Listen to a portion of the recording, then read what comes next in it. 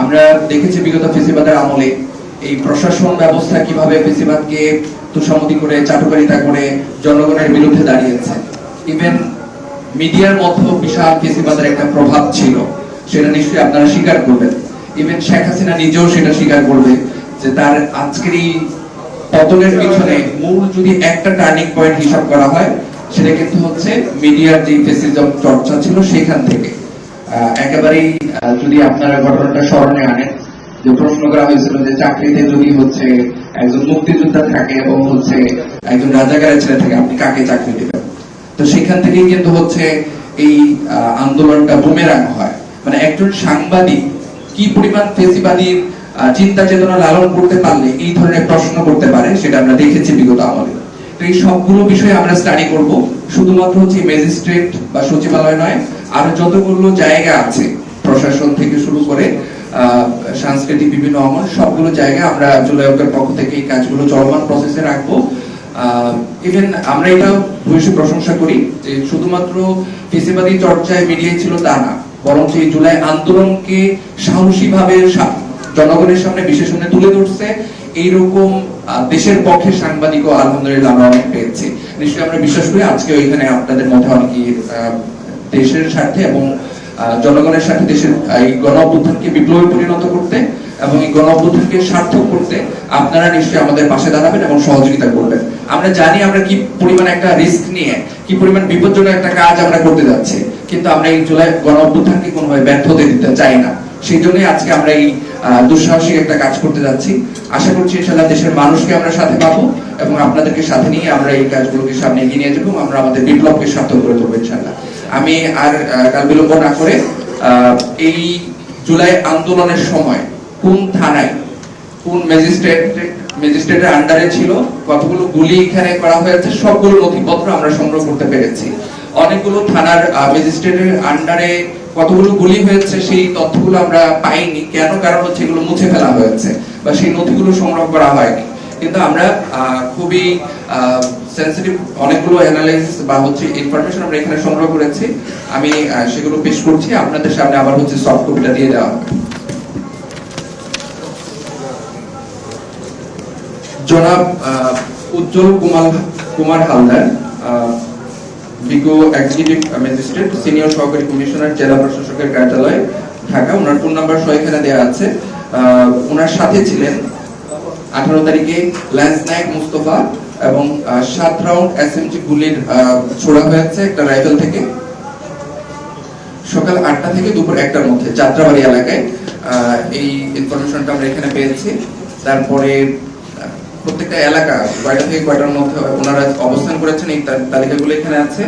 দ্বিতীয়ত জনাব Amit Kumar Saha, executive magistrate, revenue deputy collector, জেলা প্রশাসকের কার্যালয়, ঢাকা। ফোন নাম্বার সহ দেওয়া আছে। 18 তারিখ সকাল 8টা থেকে 6টা রামপুরা এলাকায়, রাত 8টা থেকে সকাল 6টা রামপুরা এলাকায় 54 রাউন্ড এসএমজি একটা রাইফেল থেকে, আরেকটা রাইফেল থেকে 9 রাউন্ড এসএমজি, আরেকটা রাইফেল থেকে 90 রাউন্ড এসএমজি গুলি ছোড়া হয়েছে। সাথে ছিলেন সহকারী পরিচালক আব্দুল্লাহ আল মাসুম, সুবেদার আব্দুল্লাহ সালাম এবং হচ্ছে হাবিলদার মুজাম্মেল হক।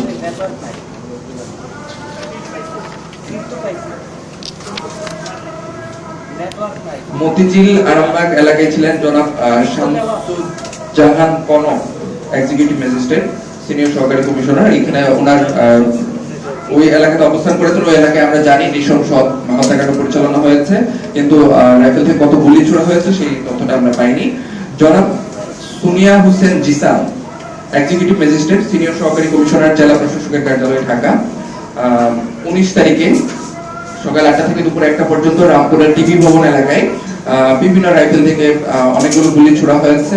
26 রাউন্ড এসএমজি একটা রাইফেল থেকে, আরেকটা রাইফেল থেকে 8 রাউন্ড, 10 রাউন্ড, 3 রাউন্ড এসএমজি বিভিন্ন রাইফেল থেকে এভাবে গুলি ছোড়া হয়েছে। এই তথ্যগুলো আমরা পেয়েছি। তার সাথে ছিলেন সুবেদার রুহুল আমিন, নায়েক সুবেদার জায়েদ হোসেন, হাবিলদার শফিকুল ইসলাম, হাবিলদার কামাল।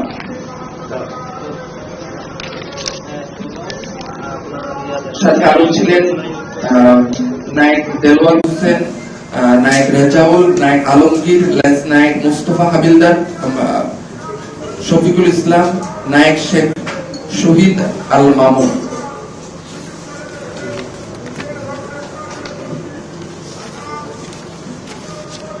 জনাব আফরিন জাহান, এক্সিকিউটিভ ম্যাজিস্ট্রেট, সিনিয়র সহকারী কমিশনার, জেলা প্রশাসকের কার্যালয়, ঢাকা। ফোন নম্বর এখানে দেওয়া আছে। আমরা আগারগাঁও, মোহাম্মদপুর এই এলাকাগুলোতে উনি দায়িত্বরত ছিলেন এই আন্দোলনের সময়গুলোতে, বিশেষ করে 26 এবং 27 তারিখে ওনার রাইফেল থেকে যেই গুলিগুলো ছোড়া হয়েছে সেই নথিপত্রগুলো আমরা পাইনি। জনাব Sharif Mohammad Helal Uddin, executive magistrate, senior সহকারী কমিশনার, জেলা প্রশাসকের কার্যালয়, ঢাকা। 19 তারিখে রামপুরা এলাকায়, টিভি ভবন এলাকায় গুলি ছুড়েছেন। সাথে ছিলেন লেন্স নায়েক কামাল, সিপাহী সুহেল, সিপাহী আমিনুল, সিপাহী রাব্বি, সিপাহী জাহিদ, লেন্স নায়েক মাইনুল হাসান, হাবিজার মোহাম্মদ মুকাদ্দিস হোসেন, নায়েক ফয়সাল গাজী, লেফটেন্যান্ট কর্নেল মোহাম্মদ রেদওয়ানুল ইসলাম।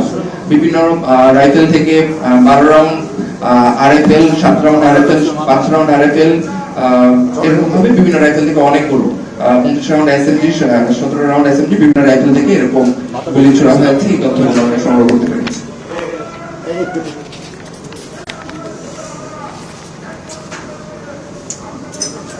জনাব অং মাচিং মারমা, এক্সিকিউটিভ ম্যাজিস্ট্রেট, সহকারী কমিশনার, জেলা প্রশাসকের কার্যালয়, ঢাকা। তারপরে জনাব সায়েম ইমরান, প্রাক্তন এক্সিকিউটিভ ম্যাজিস্ট্রেট, সহকারী কমিশনার, জেলা প্রশাসকের কার্যালয়, ঢাকা। বর্তমানে তিনি ধনবাড়ি টাঙ্গাইলের এসিলেন্ট হিসেবে কর্মরত আছেন। জনাব সায়েম ইমরান বর্তমানে ধনবাড়ি টাঙ্গাইল এসিলেন্ট হিসেবে কর্মরত আছেন। আর আন্দোলনের সময় 18 তারিখে উনি রামপুরা টিভি ভবন এলাকায় ছিলেন। ওনার নেতৃত্বে ওনার সাথে ছিলেন সুবেদার রুহুল আমিন, নায়েক সুবেদার জাওয়াদ, হাবিলদার শফিকুল, হাবিলদার কামাল, নায়েক রেজাউল, নায়েক Abu Bakar, lance Naik Milton, lance Naik Alamin, lance নায়েক আশরাফুল, লেন্স নায়েক আবেল, লেন্স নায়েক কামাল, সিপাহী হামিদুল। বিভিন্ন রাইফেল থেকে 32 রাউন্ড, 30 রাউন্ড, 7 রাউন্ড এরকম করে 90 রাউন্ড পর্যন্ত একটা রাইফেল থেকে গুলি ছোড়া হয়েছে রামপুরা টিভি ভবন এলাকায় 18 তারিখ দুপুর 1টা থেকে রাত 8টা পর্যন্ত এই তথ্য সংগ্রহ করা হয়েছে।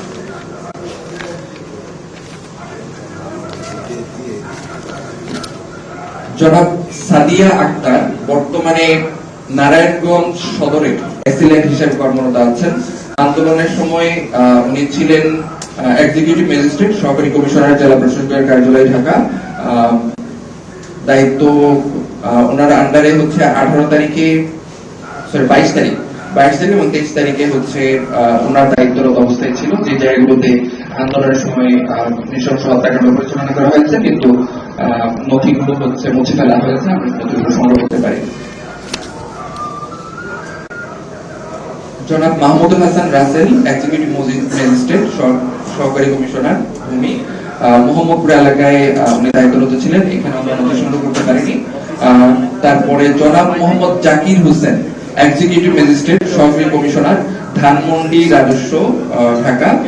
সাবেক জনপ্রশাসন মন্ত্রী ফরহাদ হোসেনের রিলেটিভ, ছাত্রলীগ নেতা, বর্তমান ডেমরার এসিলেন্ট হিসেবে কর্মরত আছেন। আপনারা চিন্তা করতে পারলে, মানে দেখলে চিন্তা করতে পারবেন, ছাত্রলীগ নেতা হিসেবে ভূমিকায় ছিলেন, ডেমরার এসিলেন্ট হিসেবে রানিং কর্মরত আছেন এখনো পর্যন্ত। সাবেক জনপ্রশাসন মন্ত্রী ফরহাদ হোসেনের রিলেটিভ, নাম হচ্ছে জনাব জাকির হোসেন, এক্সিকিউটিভ ম্যাজিস্ট্রেট, সহকারী কমিশনার। 19 তারিখে সকাল 8টা থেকে দুপুর 1টা পর্যন্ত রামপুরা টিভি ভবন এলাকায় ওনার নেতৃত্বে গুলি ছোড়া হয়। ওনার সাথে ছিলেন lance Naik Milton, lance naik Wajed, lance naik Zahid, lance Naik Alamin, lance naik Kamruzzaman, lance naik Raisul, havildar Liaquat Ali, সুবেদার ফরহাদ হোসেন, নায়েক সুবেদার জিয়াউল হক। বিভিন্ন রাইফেল থেকে 18 রাউন্ড, 9 রাউন্ড, 20 রাউন্ড, 50 রাউন্ড, পরে 2টা রাইফেল থেকে, তারপর 77 রাউন্ড, এরকম করে এসএমজি বিভিন্ন পরিমাণের গুলি এখান থেকে ছোড়া হয়েছে।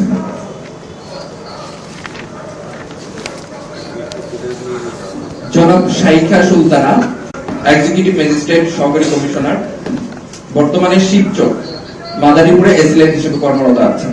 জনাব শাইখা সুলতানা শিবচরে কর্মরত আছেন এখন এসিলেন্ট হিসেবে। 22 তারিখ, 26 তারিখ ওনার যেই দায়িত্বে ছিলেন ঢাকা জেলা মহানগর এলাকায় এবং সায়েদাবাদ এলাকায় যে জায়গাগুলোতে গুলি ছোড়া হয়েছে, এই জায়গায় ওনার দায়িত্বে এই জায়গাগুলো ছিল। আমরা এখানে গুলির রাইফেল থেকে কত ছোড়া হয়েছে এই তথ্যটা সংগ্রহ করতে পারে। এই ছিল হচ্ছে ম্যাজিস্ট্রেটের আন্ডারে যে জায়গাগুলো ছিল এবং যে গুলিগুলো ছোড়া হয়েছে যে তথ্যগুলো আমরা সংগ্রহ করতে পেরেছি সেটার একটা সংক্ষিপ্ত তালিকা। আমাদের কাজ এখনো পর্যন্ত চলমান আছে এবং এটা আমরা চলমান রাখবো ইনশাআল্লাহ।